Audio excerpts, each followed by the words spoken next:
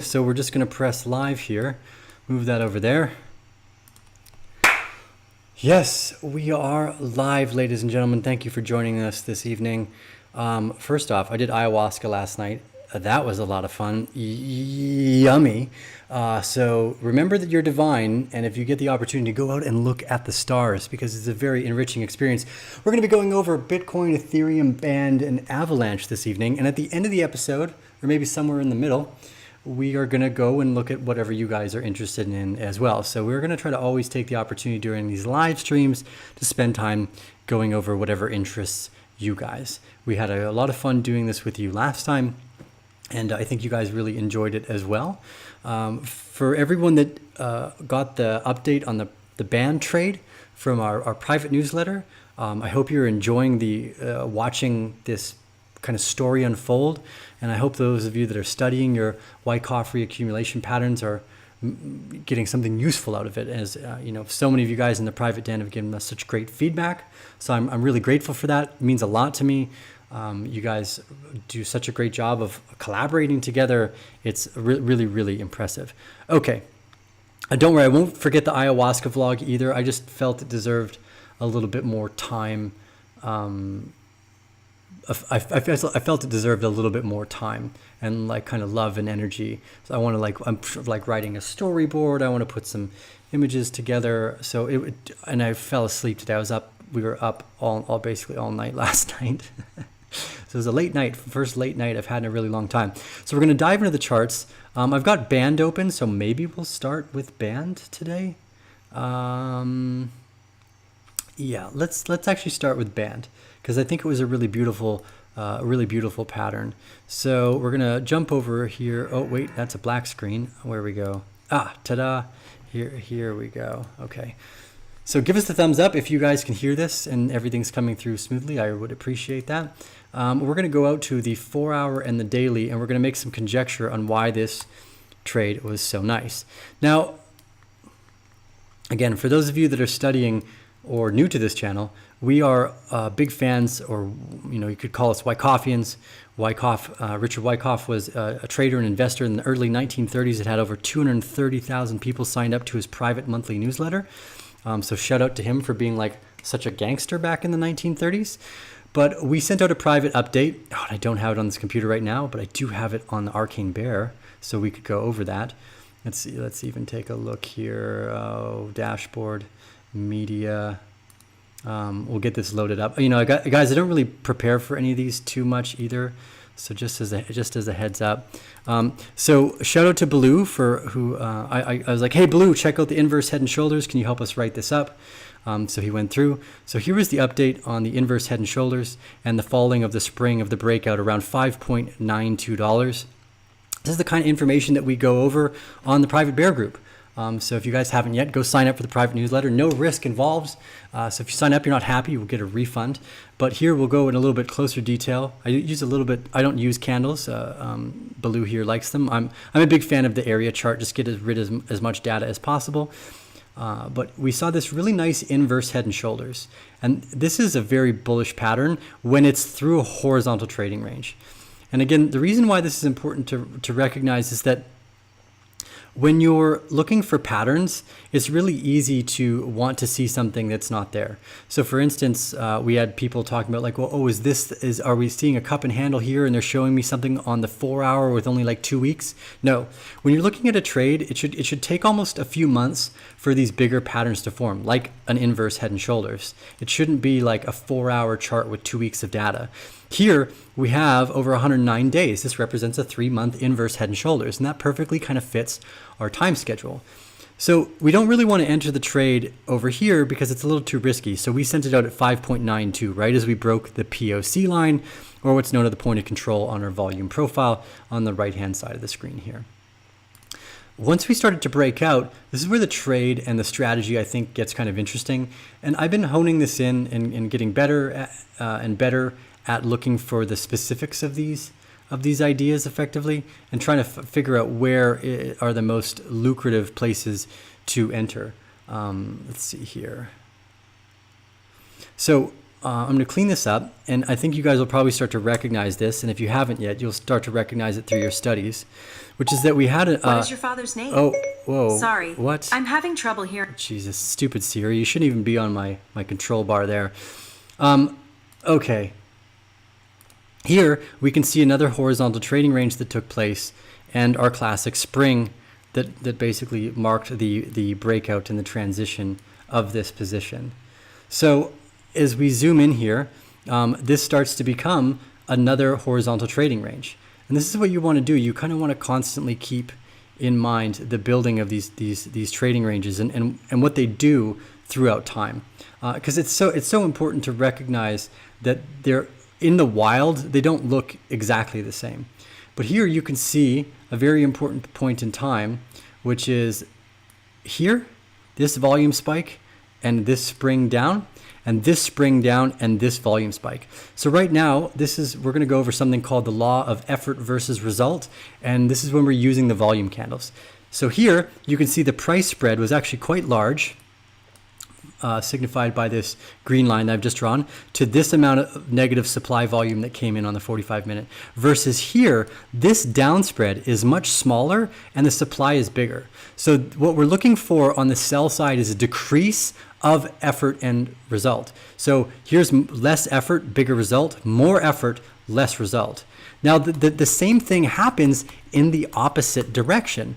So I'm going to go into the 15-minute because it becomes a little clearer here, that the law of effort and result. So here you can see these two volume spikes represented by this move on the left-hand side of the screen. So a fair amount of volume comes in, but not a whole lot of movement. Whereas you take a very similar volume spike and the spread is quite a bit bigger. And more importantly, this very similar volume spike over here creates a spread that's even larger. This opposite change in effort versus result to the upside versus, okay, let's actually change the color of my drawing here. So this one will be the negative color. Okay, here's the red volume change, and the diminishing effect of the supply coming in, and then the effort, the result that you get, which is basically the price spread from the amount of volume that came in. Less volume, bigger spread, more volume, less spread. And once you guys kind of get the hang of identifying this type of stuff, it becomes easier. So if you're new to trading and you're new to investing, I don't suggest you do it because you're probably going to lose money, especially in such a volatile market. But what you can do is consistently study and use this to know when to enter trades. One of the reasons why we are so excited about this band idea is because it was a very clear, this that went out to our private group. This was representing a very, this was beautiful, basically. This was like a textbook inverse head and shoulders with, again, another textbook pattern of reaccumulation. So this pattern of reaccumulation, I haven't transferred over. Last night was doing too much, did a little bit too ayahuasca, so I haven't got the new PDFs on the laptop here. But this is called a reaccumulation schematic, and here you can see this spring downwards, phase C. This is what this is here. So we can, okay, well here's our phase A, here's our phase B, here's C, here's D, and then now we're into E. We're out of the backup phase right here. Boom. And what's important to notice too is that you were actually starting to see a rising price off diminished volume, and that's a big indicator. Look at the volume here to the price spread versus the volume back here to the price spread. So you actually have more result from less effort here again. So you kind of want to look for these repeating patterns and be very patient throughout the trading range, because it's very easy to make a mistake and say enter here. You're like, oh my, I'm so hyped on band. We know that it was like $5 was a better entry. I just want to get in. And then you take a position, and all of a sudden before you know it, oh, you're stopped out. And now you don't get to enjoy the rest of this ride potentially. You're hesitant, you don't get back in. So you want to wait and really refine to yourself, am I seeing the clear indicators represented by my three main points? It's the supply and demand character, again, effort versus result, and where are we in the phaseology of this particular trading range? So again, phase A, phase B, phase C, phase D, and now we are effectively in phase E, which is the backup. Here is the sign of strength outside of the box. Here's the backup phase. Maybe we'll come down lower and retest like $9.40. It's very possible. So you want to keep a close eye on whatever you're doing, especially because the POC line here is still at 8. Like the majority of the buy and sell volume at this reaccumulation pattern that we've been watching is at 8.7. So it could come back down this low. And we've seen these backup phases take longer too, where they'll do something like this, and then they'll start to do this, and then they'll go, and then bam, bam, before you know it, on the daily, Band is up at like $14, $15, starting to break into new all-time highs. This was a perfect trade. This was like, effectively speaking, these were textbook every step of the way, and it continues to be that way. So guys, I can't recommend enough the importance of studying. Even if you don't plan on trading, as an investor, this is so important for you, because look at all the hype around Band. I don't remember if you guys remember. I'm sure if you were in Band, you'd look this in July. People are like, oh my God, what about Band? I'm like, no, I'm not going to even touch it or think about it until after it's done its accumulation phase. Because if you had jumped into Band here and you took a position like, oh my God, yeah, I love it, and then you got to drag through this. Meanwhile, Bitcoin's going crazy, Ethereum's going crazy. Just wait till you see these larger confirmations of something that's valuable for a trading range as an investor, not just as a trader. This allows you to use these skill sets to build a portfolio position by understanding where you are in the market cycle. Here is accumulation, right? And you can see almost a textbook horizontal trading range here too. SOS, backup phase, SOS, another part of the backup phase, bam, bam, buying client or accumulation, distribution, right? And that's what we're looking for, these kind of idealized market cycles of accumulation and distribution. I apologize that these are dirty, but like my charts, I don't like to make them too clean. It's better to be moving forward. Just don't be impatient, I guess, is the important part of that conversation. So I'm so glad that one worked out perfectly. There are a few other in that group, but let's go back and take a look at Bitcoin. Now, Bitcoin's been seeing a lot of volatility. Here we see the previous horizontal trading range. Let's get rid of my momentum indicators. They're not useful for this part of the conversation. But here we can see the trending trading range for Bitcoin. Again, here's your primary spike. Boom, look at the amount of volume that came in here. Very important to keep an eye again on these volume indicators. And then we had this nice backup phase here. And then we slowly started to move away from that horizontal trading range. And then we've been very volatile since then. So one of the key indicators is kind of a question of, well, how high will Bitcoin go? We're very overextended right now. That's for sure. So if you're new to this sector, one of the things I always try to suggest is that if you're trying to build a strategy for investing, it should be an invest through time strategy. You should have a decade of kind of like foresight of, well, look, if I buy X amount of dollars every week or every quarter for the next decade, what does that look like? What can I afford, and how can I build a portfolio based off that? This is a much safer and a very kind of tried and true way to build a valuable portfolio. You invest over time what you can afford without thinking about it too much. You don't worry about the price. You don't try to buy a dip. You just execute. You're like, oh, it's July 3rd. It's right. It's the time of the quarter when I spend and I accumulate the assets that I'm interested in. I've saved up X amount of dollars over the last 3 months. And you just go, you don't think about the price. You just go execute, execute, execute, execute. And it's like hitting the gym. As soon as you get that and you build that investing muscle, it can be very powerful. So even though we're this high up on Bitcoin and Ethereum, I still bought some last week. Not a lot, but I still bought some. And that's important because the strategy shouldn't change when you're in a bull market. Even if it comes back down next month, great. I'll end up buying more. That's kind of the point of this strategy. It should be a non-thinking strategy to some degree. The only thinking you should do is what day in my accumulation period is it effectively. So here you can see big institutional buying is still taking place. It's been taking place pretty much every day onwards since October. We do see the volume signatures are still increasing. So we're gonna look to see if we see maybe another declination of the volume. We could very easily go to even higher still, because this is all institutional buying. It has not sagged off into retail yet. So that's important. This is all institutional buying. This is not retail traders. This is not me. These are people making hundreds of millions of dollars worth of purchases when you see volume spikes this big.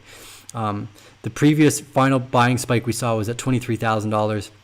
And we have not seen an institutional buy that big since then. That was actually kind of the last of that. So Bitcoin could go much higher still. One of the things we've talked about is the importance of waiting for distribution to show itself. So every time we get up to a new position, what we want to do is look for a new trading range. So we could make a highlight of, okay, well, here's a new potential trading range that's forming. What does that look like? And how does that affect my thoughts? Because once we see a little bit of distribution, it's going to be bought up very quickly, especially because we know there's so much institutional buying capability here. That's why the dips that are there haven't lasted very long.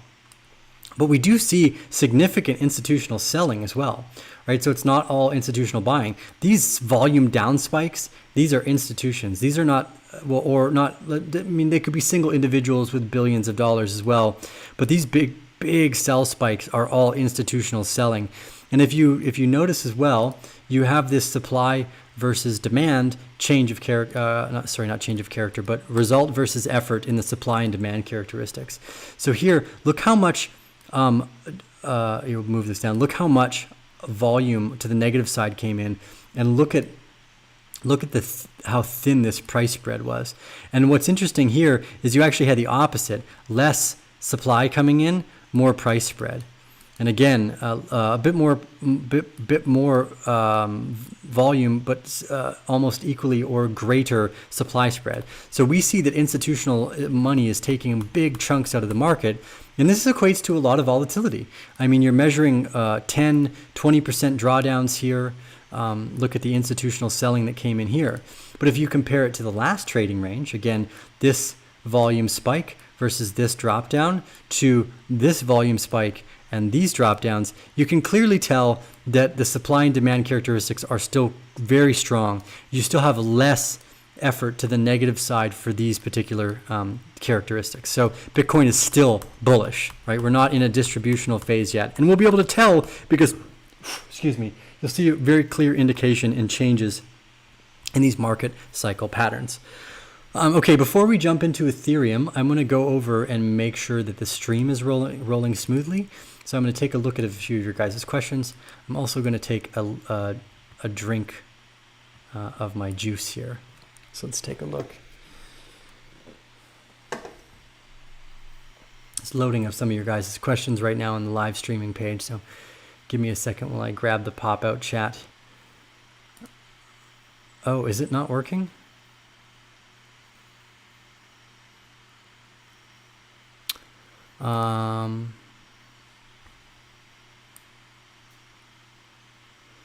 Okay, here we go. We got your guys' questions open now. Tio, what do you think about Ethereum now? We'll go over Ethereum next. XRP, I'm not really concerned about something they might call security. I'll wait for a change. I'll wait till the FUD is out of the way before I try to think about anything like that. Renee Montenegro has been wrong pretty much every time. So there you go, Renee. Congratulations for being consistent again about being wrong. I appreciate that. Band is a very low market cap at 210 million, and that's a great point. Very easy for it to potentially grow. Where can we learn everything about this strategy? Well, you can join our private group, or you can just type Wyckoff and study Wyckoff. That would be the free way to go. Hopped in the trade late, got him banned yesterday. Should we be trading back to Tether then to BTC? You know, in this early on in the trade, I don't think you should. I'm sitting in my trade that I took at $7.7 the other day still. So I'm not trying to get out of that trade. I expect it to go significantly higher. I'm not touching that trade. But I will go into Bitcoin if I were to sell. But actually, I'm trying to build my venture capital portfolio. So a lot of that I would leave in Band as well, because that's part of my venture capital plays. XRP will be linked to gold for my info. People just come up with the most random ideas about XRP when it has I've never seen anything about XRP is such a weird one because it's about to be potentially classified as a security, and you've got the SEC versus Ripple, and Ripple had already like turned down the SEC settlement a bunch of years ago, which would have allowed them to kind of skirt past that by paying fines. So they put themselves into a predicament where they might have to go to court. And I don't think the SEC would do that, to go to court, unless they had enough evidence to win the case. So it's probably likely that XRP becomes a security, no matter what petition they sign. Although, again, the evidence there is that the SEC actually hurt the retail investors as well through this potential deeming it a security. So that class action lawsuit against the SEC would be something that you might see prevail as well. Very difficult legal conversation that I'm in no way qualified to have. Hey, if anyone I know that's a legal representative wants to come on the show and talk about XRP and the Howey test and all that, I'd love to have you on for a live stream chat about XRP. So you let me know if you're in the legal sector and want to talk securities. What was the greatest lesson you had from last night's medicine session? That we're all divine, and some of us just make it harder to recognize. No, I don't know. It's important to slow down and to be grateful for the small things, to be patient, and that there are so many things that are more important than money or work or a lot of stuff, I guess, too. So be patient and kind with everybody. We're all learning and growing. This is a tumultuous time in life, and we're only here for a limited period of time. Don't spend your life stressing out. If go look at the stars, enjoy the way the leaves move through the wind. Lots of things about women being goddesses too. That was an important part of the vision. That I love my friends. I'm grateful for the Arcane Bear family. I'm grateful to have a platform where I can share my thoughts and my intuitions, regardless of if they're right, that I can be wrong and we can come back and learn from those mistakes. And then just to be more present, to slow down when you're eating or while I'm walking, while I'm enjoying swimming, and really kind of bask in the fact that I'm alive at all. That's all. I think that was like the key takeaway. I'm going to do a vlog about the ayahuasca experience, so I'll go more in depth to that, but that's just the kind of the short-listed answer. Can we hear you yell, "We're in a bull market," into the sky and all around you? We're in a bull market, ladies and gentlemen, thank you! 2021, you've been such a wild ride, but very, very, very informative and very educational. I've learned more about the market since March than I have in my entire time researching trading and investing. And because of that, my ability to execute trades has shot through the roof. So I'm really excited about that. Because of this, I'm really excited. We're probably going to try to bring in a full-time vlogger so that on the weekends we can maybe go help more orphanages and make that a consistent part of our marketing budget. So I'm kind of trying to we're going to start trying to hash out the details of what that might look like. So that's super exciting. We're in the bull market!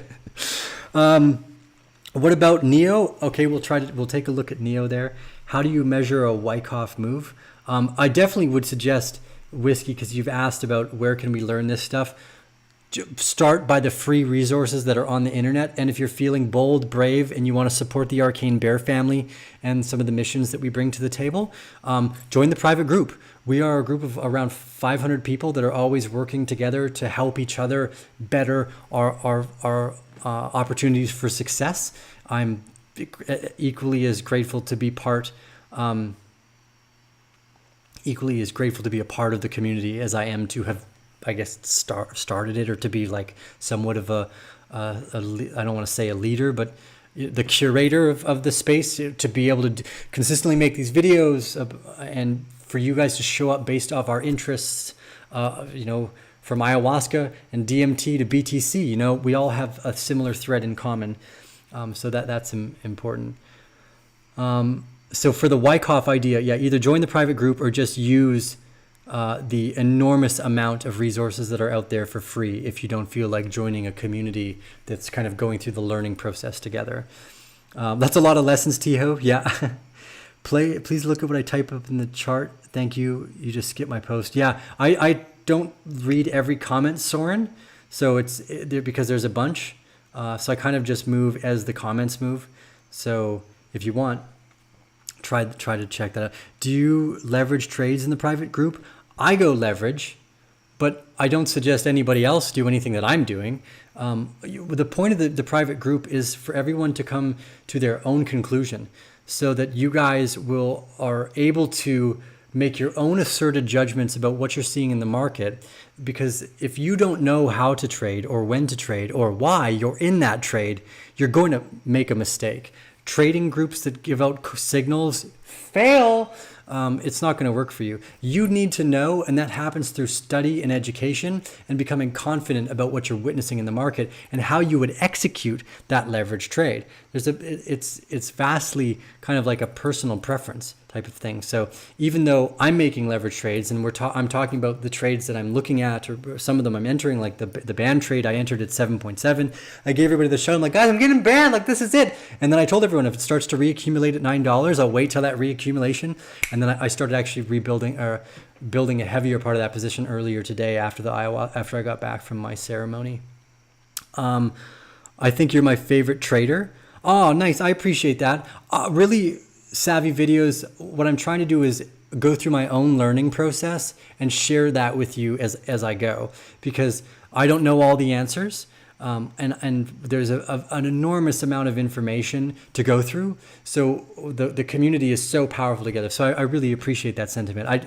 My main focus when I started this group was just to be able to communicate as much value as possible. Okay, so I want to actually, I've got a few more phone calls I want to make tonight. So maybe I won't do the final parts where we go over some of the other chats. And I'm quite tired because I was up all last night tripping out on beautiful images of color and aliens. Oh, I love when I see the aliens and the little shadow elf workers. They're my favorite. That's for another video.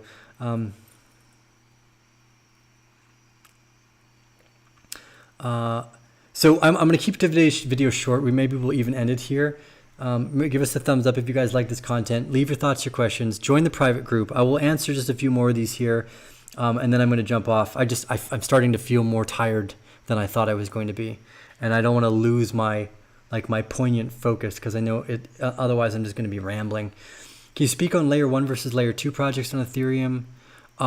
Being patient for time about this space is so important, because I'm still discovering what this technology is capable of. Savvy Video says, I've never met a trader who actually has the rest of life sounding like I want it, and the way you've integrated it. Nice. I love the way you're mixing knowledge with crypto knowledge and psychedelic content. Thanks, guys. That feels really good to hear today. One of the things that Ayahuasca shared with me is how important what we're doing is right now, especially in these times. I'm so grateful to have a platform to share my learning and growing experience. So from the bottom of my heart to the rest of the Bear family, thank you guys so much for joining us this evening. I'm definitely my energy is declining rapidly. So I'm going to jump off for the rest of the evening. We will do a live stream again tomorrow. The ayahuasca vlog might take a day or two, because I want to really put some effort into the way I produce I tell that story, because it meant a lot to me. Like, you could almost start crying. Like, the universe is such a beautiful place. We're so blessed and privileged to be here, and to have even a blink of an eye of an existence. So thank you guys all for joining us and supporting me through this process. Remember to go to arcanebear.com/private if you want to join the private group. And there is a no risk guarantee for you guys. So if you join, you're not happy, we'll give you a refund. And we've only ever had a few people do that. There's around 500 of us in there. So why not take the leap? Try it out. It's a new year. Put your time and energy into studying and becoming a more thoughtful investor and trader. This is Tio with the Arcane Bear. I'm going to click the off button. And when we come back, we are going to make sure that I have more energy so that we can go over all the charts, XLM, ADA, all the other ones you guys had mentioned as well. So thank you guys, and we will see you again on the next episode.